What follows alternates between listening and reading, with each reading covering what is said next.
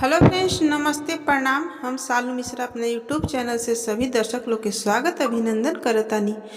तो आज हम लेके आइल बनी ये भी बहुत सुंदर देवी माँ, पारंपरिक देवी माँ गीत बा। रोल सुनी, जैसन भी लगी कमेंट में बताएम लोग, और अच्छा लगी तो लाइक ज़रूर करें और फैमिली फ्रेंड में शेयर ज़रूर करें।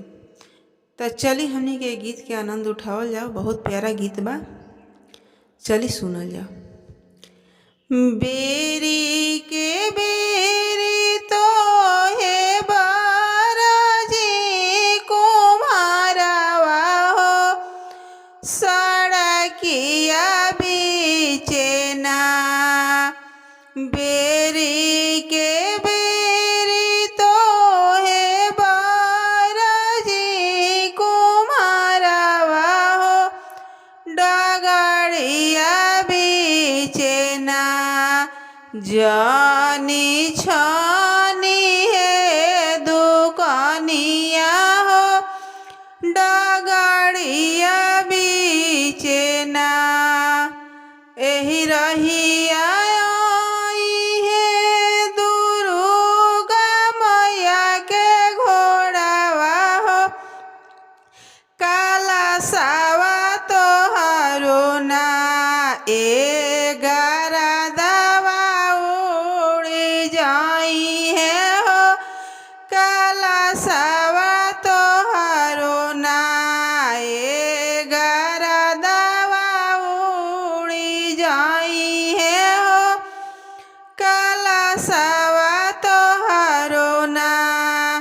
बेरी के बेरी तो है बाराजी मलियावा हो, डगड़िया बीचे ना। जानी छानी है दुकानिया हो, सड़किया बीचे ना। एही रहिया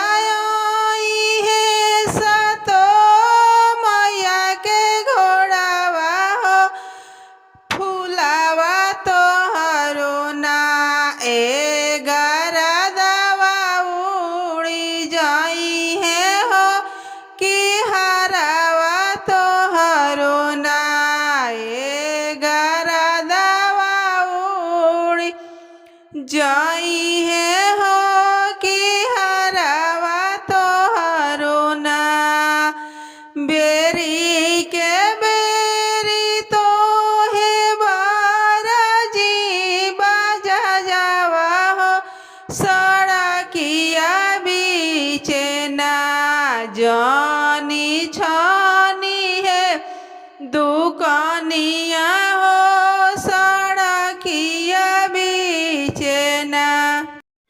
एही रहिया आई है सातो बहिनी के घोड़ावा हो, चुंदरिया तोहरो ना। गरदावा उड़ी जाई है हो, लहंगावा तोहरी ना। बेरी के बेरी तो है बाराजी सोनारावा हो, डगड़िया बीचे ना। जानी छानी है दुकानिया हो, सड़किया बीचे ना। जानी छानी है दुकानिया हो, सड़किया बीचे ना।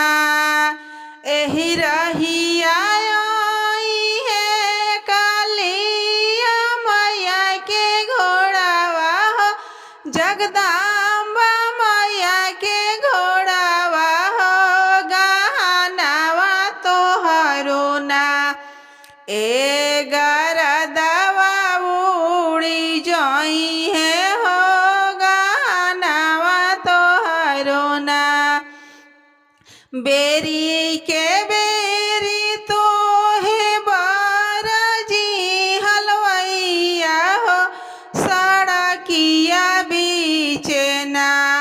जानी छानी है दुकानी सड़किया बीचना एही रहिया आई है सातो मैया के घोड़ावा हो सातो बहनी के घोड़ावा हो मिठाइया तोहरो नाए गरादा